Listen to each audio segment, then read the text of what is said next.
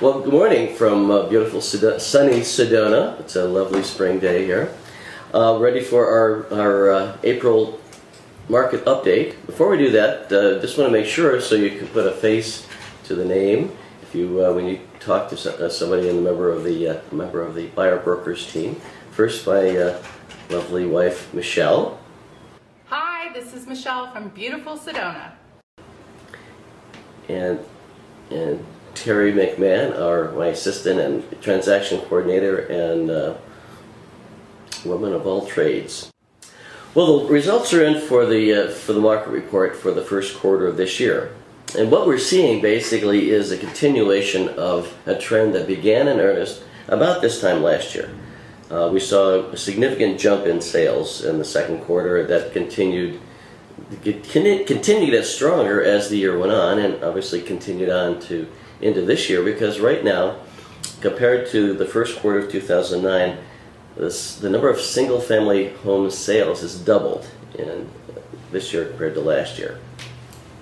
The inventory is actually down a little bit. We're about 25% fewer sales on the homes on the market right now, but clearly the demand is way up. But interestingly enough, the price is still roughly the same. It's actually down about 10% from first quarter last year. So it's been in that. It's right now about $390,000 is the median recorded sales price at the moment. Was up to over $400 last year, but this time but it's been fluctuating in that zone for quite a while now, for the past year. That's kind of a violation of the law of supply and demand, though, because demand is obviously way up. If we're doubling the sales and the supply is down, what's going on? Well, what's going on is the continuing presence of foreclosures in the market. That's had a depressing effect on prices in general. Obviously, those sell for less than market price, but they tend to pull everything else down. So I see that continuing on for at least for the rest of this year. I don't see that trending. We've had a slight decrease in the inventory of foreclosures on the market, but just saw a report today saying that there's about a 30% jump in foreclosure in the Phoenix area. So I think we'll probably see that kind of playing out. We're going to see some more foreclosures coming in onto the market. So we're probably going to see a jump in the inventory with foreclosures. So that'll keep the prices down.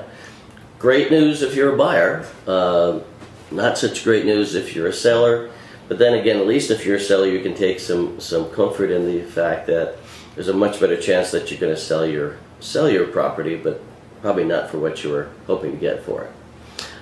In general, the market is actually looking fairly healthy. If you look at the last couple of years, the sales are double what they were in both 2009 and 2008. If you go back to 2007, we're 30% beyond 2007. We're actually getting back into the range of what we saw in the early 2000s. So normally back in those days, we were in about 400 to 500 homes a year sold. Back in 1999 to 2000, 2001. It was 2002 and through 2005 where we saw them creeping into the 500s. But in the 400s is pretty respectable, and I would expect we're going to see that this year. Right now we're just a little bit behind 2006 in terms of the number of sales, but I would predict by mid-year we're going to have exceeded 2006 sales. So I see in general a real healthy trend in terms of numbers of sales, and frankly those prices staying low is contributing to that. That's helping. So that's the story overall with housing. In the luxury market, that's pretty much been kind of dead in the water a little bit this year so far. Only one sale over $1 million this year. But we're also seeing some activity there in the pendings, those that are under contract. I've seen a big jump in the last couple of weeks, in fact. So we are seeing that market starting to move. In land sales, another segment of the market that has just been languishing. Even that we're starting to see.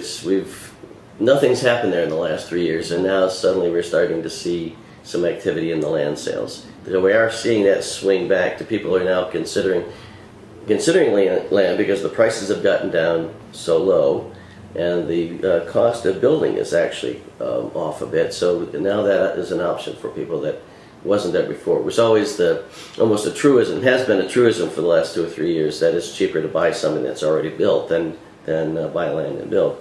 Now that equation is changing somewhat. It's still probably cheaper to buy something that's already built, but if you really want to have something that design something yourself, then now at least it's starting to make some economic sense. That market, by the way, that land market is also somewhat driven. About half of the sales so far this year, actually a little more than half, have been foreclosures. So we're finally, what's pulled that market down into the affordability has been again the influence of the foreclosures. So all in all, though, I'd say the market is generally healthy overall, and it's kind of encouraging. I think we're getting, I'm not sure what normal is anymore, but we are starting to get back to something that's probably sustainable. And I think eventually, as we run through the market, through the foreclosures and whatever, things will stabilize, and will eventually Sedona is always going to be a place where people want to come. So I don't have any concern about the long term in Sedona. It's as you recall, we're an island surrounded by national forest. There's no place to grow to, so the prices overall are going to have to eventually go way up as time goes on. As the supply is going to get smaller and the demand is going to continue to build. So that brings us back to market timing, and the market timing is clearly in favor of the buyers now and probably will be for the rest of the year. So y'all come on down. Thanks.